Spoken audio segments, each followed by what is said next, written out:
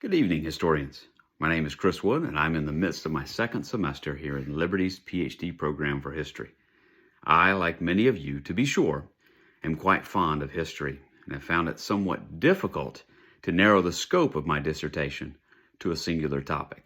The truth is that I am fascinated by a number of historical eras and subjects, from ancient civilizations such as Egypt and China to the Hebrew diaspora, from ancient Greece to the Roman Empire, from medieval Europe to feudal Japan, from the marauding Vikings and Mongols to the explorations of the 15th and 16th century Europeans, from the Crusades to the rise and fall of the Ottoman Empire, from the Renaissance to the Enlightenment, from the American Revolution to the World Wars, from the history of slavery to the history of religious impact on civilization, from the freedom of democracy to the tyranny of communism.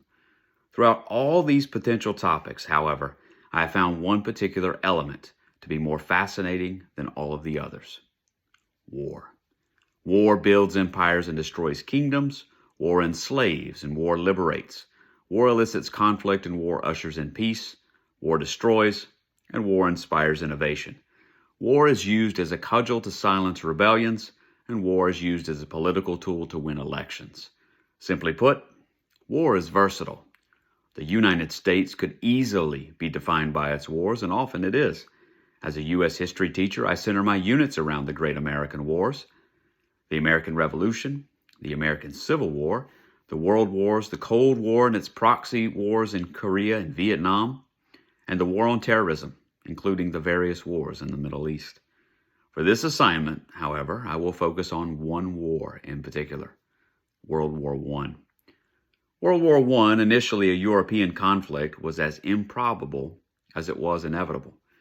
The chain of events that sparked the war in the summer of 1914, at first glance, should have never happened. Though when the political posturing of the belligerents is more closely inspected, it's a wonder why war did not break out sooner. However, my focus will center on the United States' involvement in the First World War and the failed diplomacy of the Wilson administration that led the U.S. to declare war on Germany in 1917.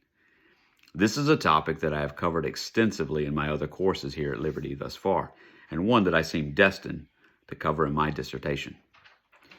I began by searching the ProQuest database using the terms World War I and Woodrow Wilson. The very first yield was a dissertation by Colleen Bloom of Southern Connecticut State University entitled Woodrow Wilson and Franklin Delano Roosevelt: A Look into Their Qualifications, Presidencies, and American Entry into World War I and World War II. I found this dissertation to be interesting, as I, too, have noted the similarities between Wilson and FDR. I also found this dissertation to be somewhat disappointing, as I was considering this as a potential topic for my own research. Fortunately, after skimming through Bloom's work, I found that we differ greatly in our view of the two progressive presidents. Where she sees each of them in a favorable light, I tend to view their policies and administrations a bit more harshly. And furthermore, according to Bloom, this thesis is unique in that historians have not compared these presidents regarding their respective entries into war, thus making a countervailing thesis a unique venture if I decide to move in that direction. As far as the dissertation itself, Bloom compares the two presidents by leadership qualities in Chapter 1, reform policies in Chapter 2, and wartime policy in Chapter 3 before delving into her own personal analysis. It should be noted that regarding President Wilson, she referenced sources who were Wilsonian sympathizers such as Arthur S. Link and Lloyd E. Ambrosius, while at the same time excluding notable critics of Wilson like George Kennan and N. Gordon Levin Jr. The second dissertation that I was able to review comes from William C. Lorick Jr. from the University of Alabama. In his 2011 dissertation, he kept us out of the war: Narrative Analysis of Woodrow Wilson's Drive to War, 1916 to 1919. He systematically dissects the course of Wilson's transition from an isolationist to a pro-war president.